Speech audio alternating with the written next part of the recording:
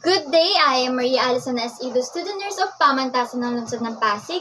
Today, I'm going to show you the proper discontinuing of an IV infusion and converting it into a heparin lock or yung ating saline lock. So with that, we have to first check or verify for the physician's order that is has the indication that we need to we can discontinue now the IV infusion of our patient. And with that, it is important that we also prepare all of our equipment. So we have here our equipment. We have here our medication tray, as you can see. We also have here our cotton balls, which are the wet and the dry one. We also have here our waste receptacle, and then the puncture or the sharps container. We also have here our micropore tape, and I have also prepared a micropore tape here. And then we also need the gloves or our clean gloves, as well as our heparin lock for later. So with that, we're now going to start first with talking to our patient. Good day, ma'am. I am Maria Alison Edo. Student nurse po ako from Pamantasan ng Lungsod ng Pasig. Before we start po, may I know your name, your age, and your birthday, please? Can I see your ID band po for validation? And is it okay if I could touch you po? Okay. So, Miss Elaine Cruz, 24 years old, born in June 28, 2002. Thank you so much po, ma'am. So, for today po, no, in order po ni doctor po na i-discontinue na po natin yung inyong IV infusion, and then, i-convert po natin siya sa heparin lock po, yung hep lock po natin. So, ma'am, is it okay to ask for like 5 to 10 minutes of your time for this po? And then, I'll also be asking for the cooperation and the permission to touch you later on. Okay, is that okay po? Thank you so much po. So, if you ever have any concern or if you ever feel uncomfortable, please do not hesitate to tell me po. So, this is important for the participation of our patient. And then, with that, we're now going to close this for the privacy of our patient, the curtain or the doors. Then after this, we're going to help the patient position themselves. So, ma'am, I'll be helping you po with the position. We're going to position po in a semi-polar's position, or we can also position our patient into a sitting position or high polar's position. So with that, we're just going to adjust first the bed of our patient. Okay, ma'am, are you comfortable po in your position? Are you comfortable po? Okay, comfortable naman po ang ating pasyente. So with that, we're now going to proceed with the donning for PPE and doing the hand hygiene.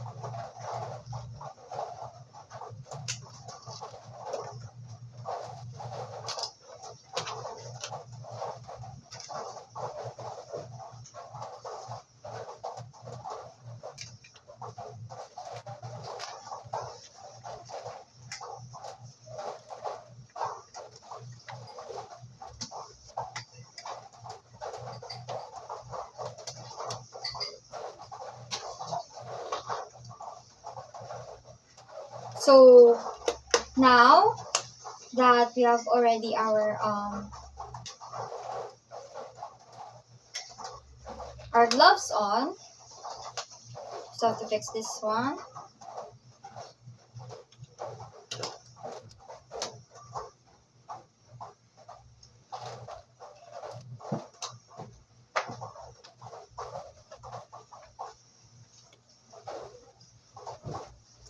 Okay, now that we're done, we're just going to close the roller clamp to make sure that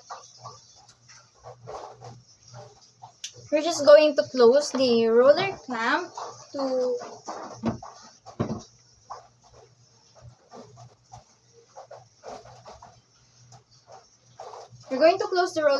to make sure that we remove the IV fluids into the IV tubing of our patient. But with that, we just have to prepare first our dry cotton ball, as well as our micropore tape, and then the wet one removing the adhesive or yung wet adhesive of our patient. This is important so that we can lessen the hair pulling as well as lessen the pain of our patient. So for example, we're going to remove this part. So we have to first wet this. Then we're going to dispose this into the waste disposal.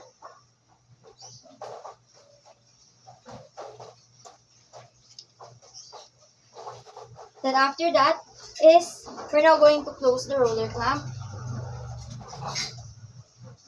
here, and then we're going to apply a light pressure onto the catheter or the cannula that's inside the patient to avoid any backflow or to prevent the backflow of their blood back to the tubing. So again, we're going to do a light press. We have here our dry cotton at the top of the cannula, and we also have here our micropore tape for the dressing and securing it. Okay, so for example, now that we're done, that we have already removed the IV fluid onto the tubing of our patient, we're now going to proceed with the monitoring of our patient's condition. We have to check if the patient has any hematoma, bleeding, or like phlebitis and infiltration, or any other IV complications po. So as I can observe po, no, wala naman pong naging swelling, wala rin naman pong naging bleeding, and do you feel comfortable naman po, or there's any discomfort that you feel? Wala rin naman po. And I can observe naman po na wala rin naman pong redness na nakikita dito, or like erythema natin. So with that, now that we're done with the stopping or like discontinuing the IV infusion, now we're going to proceed with the converting our IV tubing into the heparin lock. So with that, I'm just going to transfer this for a clearer view po. Here, for a clearer view. Here. And then, for this naman po, it is important that when we are removing the IV tubing and we're going to convert it into the heparin lock, it is important that we do everything in a sterile way. We have to maintain the sterility and avoid any contamination po.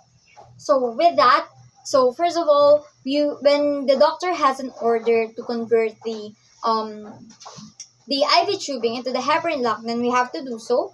And we have to prepare all of the equipments that we should prepare. Like for example, our heparin lock. And then after that is we're now going to make sure that we're also wearing our PPE.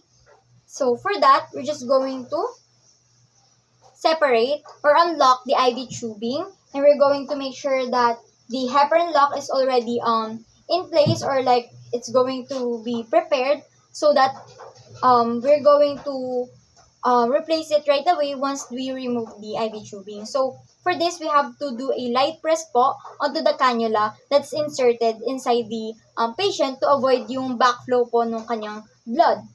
So, unlock, then separate it. Then we're going to convert it into the heparin lock.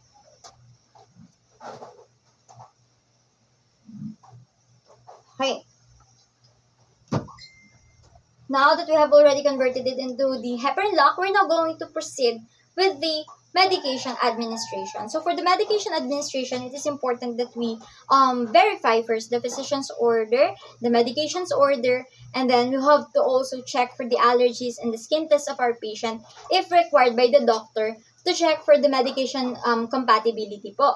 So, for example, our patient has already undergone the skin test since we have already done the volumetric earlier. For example, the patient is already done with it and they do not have any reactions with regards to our medication, which is also the ampicillin po. Then, we're going to proceed with the preparing all of our materials. So, for example, we have here our medication tray. Then, our ordered medication. So, for example, we have an ampicillin and I've already diluted it.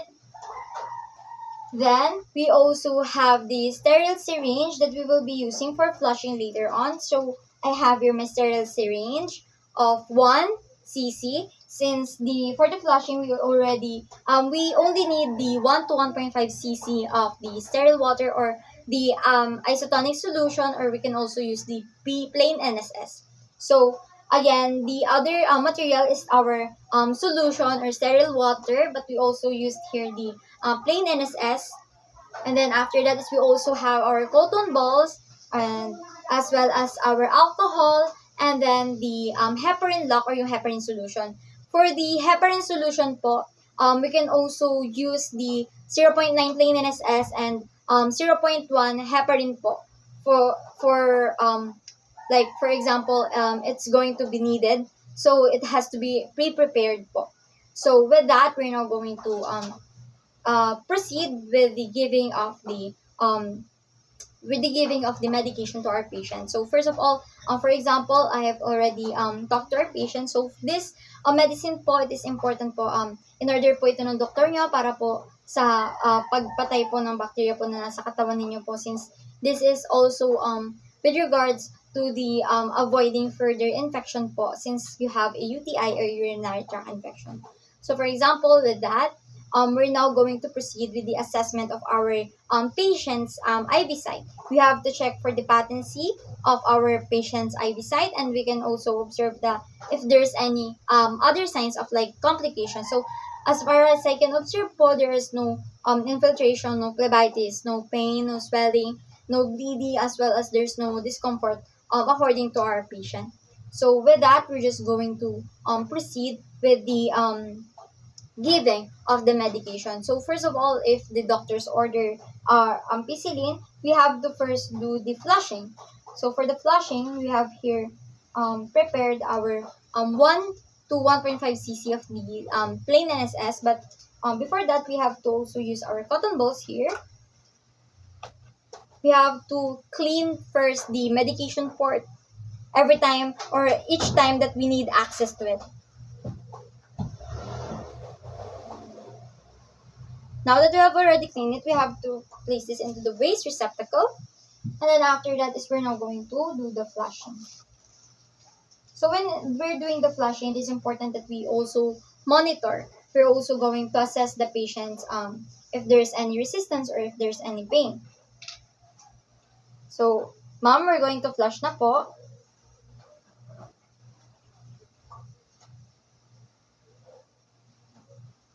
So before flushing all the whole 1 cc, we have to ask for our patient, ma'am, do you feel any pain po? Okay, wala naman po, and I did not, do you feel any resistance po or masakit po ba? Wala rin naman po. So with that, we're just going to proceed with the pushing the amount of 1 to 1.5 cc of the plain NSS or for the flushing of our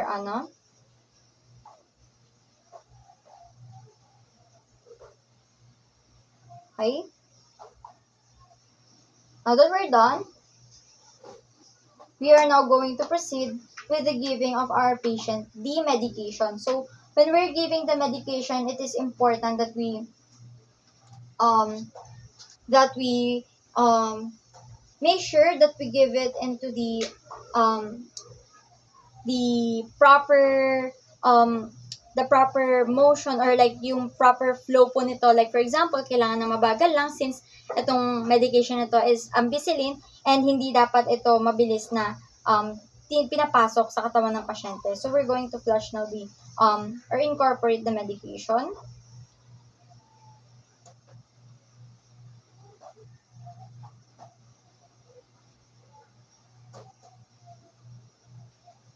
Okay. Now that we're done, we're going to again flush a plain NSS of 1 to 1.5 cc into our patient.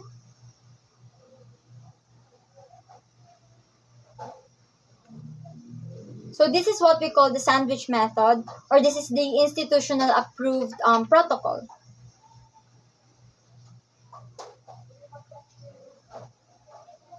Okay. Now that we are done, it is important that we instill the heparin solution to our patient to maintain the catheter's patency. And then now that we are done, we're just going to monitor our patient. We have to monitor our patient for any signs of like any adverse drug effect, as well as the compatibility issues with regards to the medication and the vital signs changes. So, for example, ma'am, do you feel comfortable po or do you feel uncomfortable po? May concern po ba kayo? Wala naman po. Meron po bang masakit sa inyo? Nahihilo po ba kayo? O di po kaya may nararamdaman po kayong kakaiba? Wala rin naman po. So, in case po na maka-feel po kayo na parang hindi po siya yung usual po na nafe-feel nyo or like any abnormal findings, nahihilo, nasusuka, maaari nyo pong sabihin po sa akin. Please do not hesitate to inform me po in case po na may ganung cases po tayo or may ganun po tayong nararamdaman. And if ever naman po, pwede nyo pong i-push yung push button po natin dito para ma-alert po kami sa nurse station. And pwede rin nyo pong papuntahin yung inyong relative po sa aming nurse station para po ipaalam po sa amin kung ano po yung paalam po sa amin yung sitwasyon nyo po dito. And if ever naman po, please do not be afraid po kasi pupunta naman po kami dito from time to time to check on your vital signs po and also to check for your condition po, if umokay po ba yung condition nyo with regards to the medication na binigay po namin sa inyo. So, with that, it is important that we also remove now our gloves and do the hand hygiene. We have to dispose all of the sharps into the sharps container, and then we also have to dispose the our gloves or like our cotton balls into the proper waste container, and then we're also going to do a hand hygiene.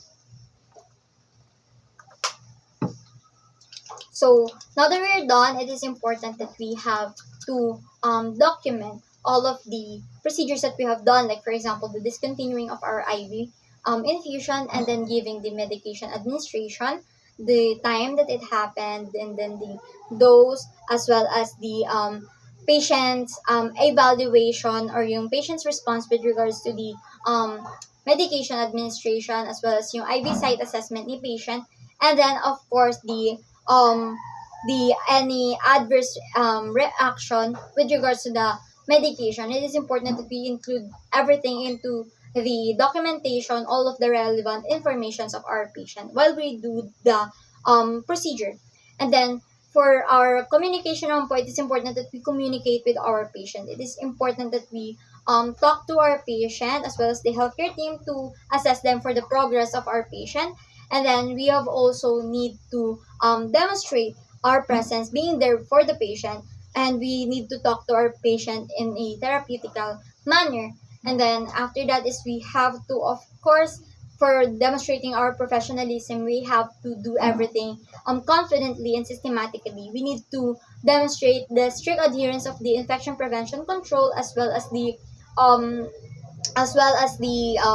aseptic principles. And then we have to complete everything efficiently, and it is important that we also do everything in a safe manner all throughout the procedure. So that's all. Thank you.